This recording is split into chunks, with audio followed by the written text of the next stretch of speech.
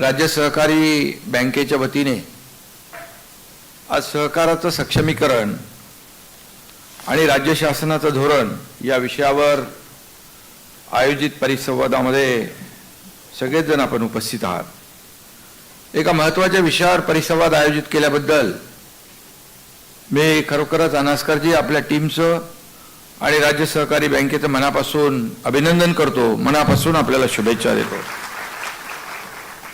हा परिसंवाद आयोजित करण्याच्या मागची कारणे जी आहेत ते आपल्याला माहीत आहे। एक म्हणजे 12 मे 1875 साली पुणे जिल्ह्यातील सुपे गावात शेतकऱ्यांनी सावकारांच्या विरोधात केलेल्या उठावाला 150 वर्ष पूर्ण होत आहेत।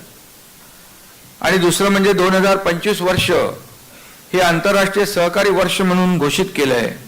आणि म्हणूनच दख्खनचा उठाव हे फक्त सावकारी पाश विरोधात बंड नव्हतं, तर शोषणाविरुद्ध सामान्य शेतकऱ्यांचा आवाज होता। तो कोणत्याही पक्ष संघटनेचा नव्हता, पण या उठावामुळे शेतकरी आंदोलनाला दिशा मिळाली। आणि म्हणून आज महाराष्ट्रामध्ये 2 लाख सहकारी संस्था आहेत आणि 6 ते 7 कोटी लोक या संस्थांशी निगडीत आहेत, संबंधित आहेत। छत्रपती शिवाजी महाराज यांनी सहकार क्षेत्राची मूळ बीज रोवली आणि महाराष्ट्र ही सहकार चळवळीची जननी आहे। आणि म्हणून महाराष्ट्राला सहकारातून संजीवनी देणाऱ्या डॉक्टर धनंजय गाडगीळ, डॉक्टर विठ्ठलराव विखे पाटील, यशवंतरावजी चव्हाण यांच्यासारख्या महान नेत्यांचं देखील या ठिकाणी स्मरण केलं पाहिजे। राजश्री छत्रपती शाहू महाराज यांनी जातीपातीच्या पलीकडे जाऊन सहकार हाच विकासाचा मार्ग आहे आणि विना सहकार नाही उद्धार हे आपलं ब्रीदवाक्य आहे।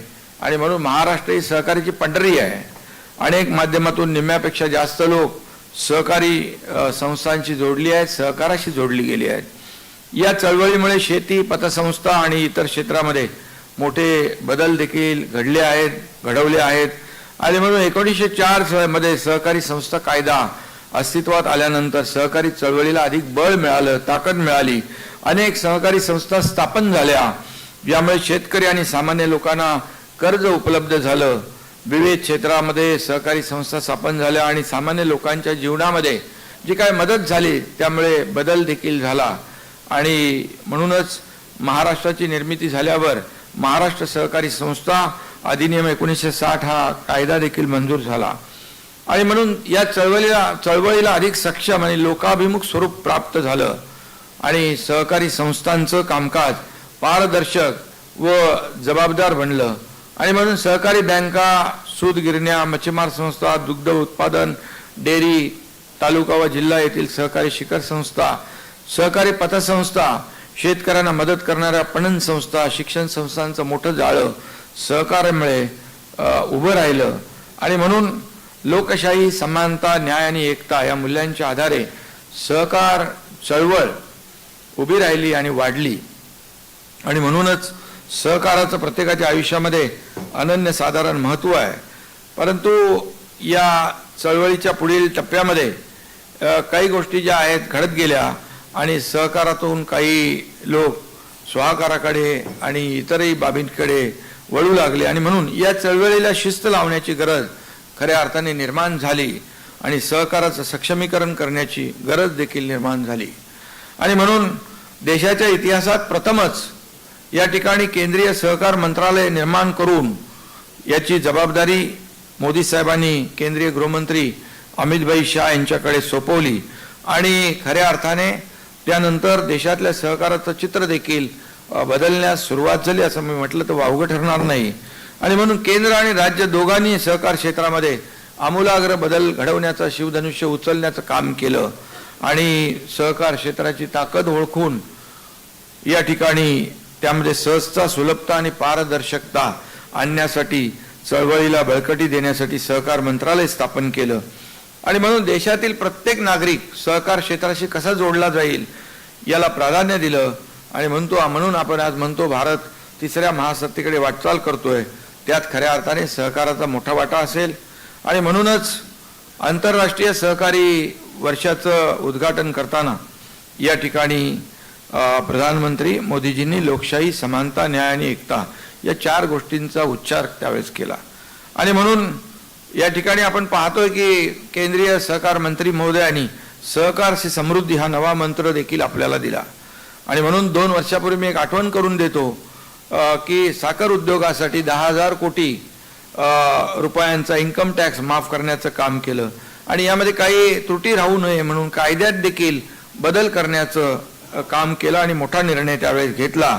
शेवटी सहकार क्षेत्र साखर उद्योग देखील लाखो शेतकऱ्यांशी जुळलेला आणि निगडीत असा व्यवसाय आहे आणि म्हणून देशातील गावात सहकारीची मुळे मजबूत व्हावीत आणि म्हणून त्यासाठी मल्टी स्टेट कोऑपरेटिव्ह सोसायट्यांसाठी ease of doing business portal सुरू केलं आणि म्हणून नवीन 10,000 पॅक्समध्ये फिशरी डेअरी सहकारी संस्था सुरू झाल्या आणि म्हणून नाबार्डच्या सहाय्याने देखील ग्रामीण मार्ट सुरू झालं आणि म्हणून महाराष्ट्रातील साखर कारखान्यांना इतर सहकारी संस्थांना पुनर्जीवन आणि नवसंजीवनी देण्याचं काम या ठिकाणी सहकार विभागाने केलं. मगाशी गडकरी साहेब म्हणाले शेतकऱ्यांना दर्जेदार बियाणे, जैविक खतं, शेतमालाला बाजारपेठ मिळवून देण्यासाठी राष्ट्रीय पातळीवर देखील बहुउद्देशीय संस्था निर्माण झाल्या आणि म्हणून किसान क्रेडिट कार्ड आणि मायक्रो ATMमुळे सहकारात मोठी क्रांती झाली.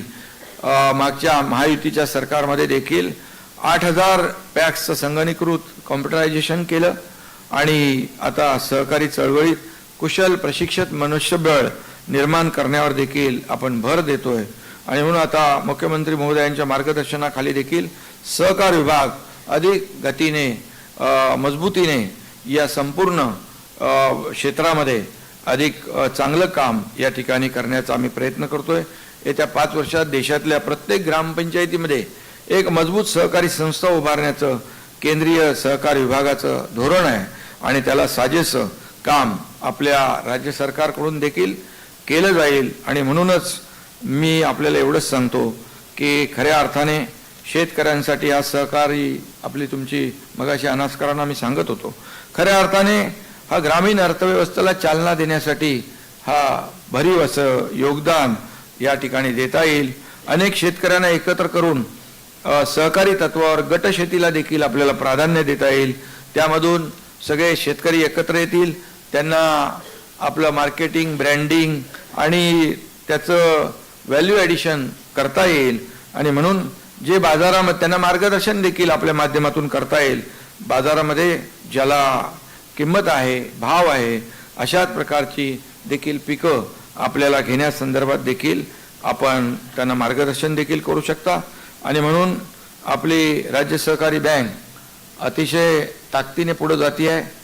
62,000 कोटी रुपयाचं आपलं व्यवहार आहे आणि मोठा आहे आपल्यासाठी, महाराष्ट्रासाठी आणि सर्वसामान्य शेतकऱ्यांसाठी. यामधून सर्वच व्यवसायांना आपण न्याय देऊ शकतो आणि म्हणून आजची ही परिषद जी आहे राज्यातल्या सर्वसामान्य शेतकऱ्यांसाठी, सर्वसामान्य लोकांसाठी एक वरदान ठरेल अशा प्रकारचा मी विश्वास या ठिकाणी व्यक्त करतो. आमचं महायुती सरकार या ठिकाणी सर्वसामान्यांना न्याय देण्यासाठी स्थापन झालेलं आहे आणि गेल्या 2.5 वर्षात देखील आपण पाहिलं किती आम्ही वेगवान निर्णय घेतले आणि एकीकडे विकास प्रकल्प, दुसरीकडे लोकाभिमुख कल्याणकारी योजना, यामध्ये सर्व घटकांना घेऊन एक इकोसिस्टीम तयार करण्याचं काम केलं आणि सर्वसामान्यांच्या जीवनामध्ये चांगले दिवस आले पाहिजे यासाठी आमच्या सरकारने प्रयत्न केला आणि नक्कीच यापुढे देखील जे काही या महाराष्ट्रातल्या जनतेने